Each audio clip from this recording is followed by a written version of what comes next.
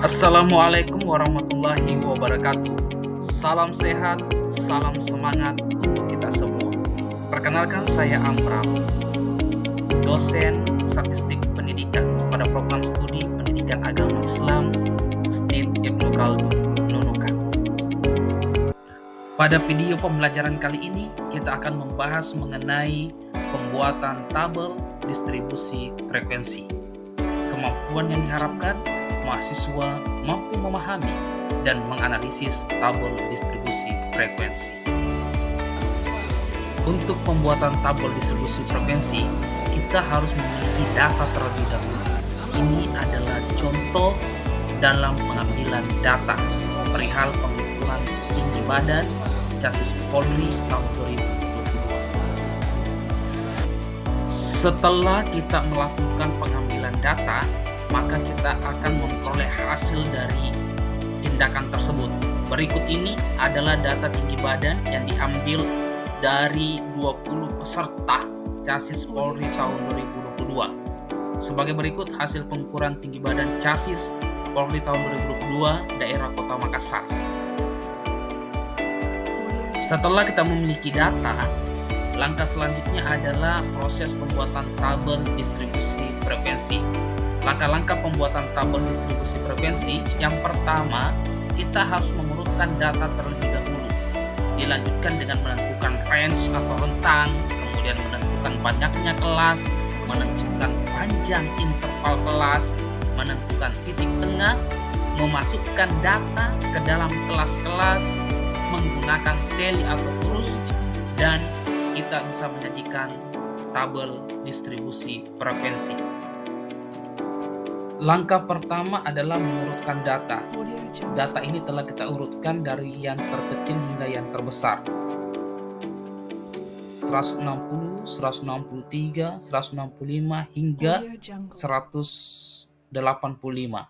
Dari hasil pengurutan data ini, sehingga kita bisa melihat data terkecilnya adalah 160 dan data terbesarnya adalah 185. Langkah kedua adalah menentukan rank. Untuk memperoleh nilai rank, rumusnya adalah nilai terbesar dikurangi nilai terkecil. Nilai terbesar tadi adalah 185 dan nilai terkecil adalah 160, sehingga selisihnya sama dengan 25. Sehingga kita memperoleh R sama dengan 25. Dan selanjutnya langkah ketiga adalah menentukan banyaknya kelas. Untuk memperoleh banyaknya kelas, kita menggunakan rumus K sama dengan 1 ditambah 3,3 log N. N adalah banyaknya peserta, yaitu sebanyak 20 peserta Chassis tadi. Sehingga K sama dengan 1 ditambah 3,3 log 20 dan memperoleh hasil K sama dengan 5,29 dibulatkan ke atas, sehingga hasil banyaknya kelas adalah 6. Langkah keempat, menentukan panjang interval kelas. Untuk memperoleh panjang interval kelas, kita menggunakan rumus I sama dengan R atau rentang dibagi dengan banyaknya kelas atau K. R bernilai 25 dan K bernilai 5,29, sehingga I sama dengan 25 dibagi 5,29 menghasilkan 4,7. Dibulatkan ke atas, sehingga kita memperoleh panjang interval kelasnya adalah 5. Dan seterusnya tahap kelima, yaitu menentukan titik tengah. Titik tengah, cara memperolehnya adalah rata-rata hitung dari kedua kelasnya. X sama dengan 1/2 dikali batas bawah kelas ditambah dengan batas atas kelas.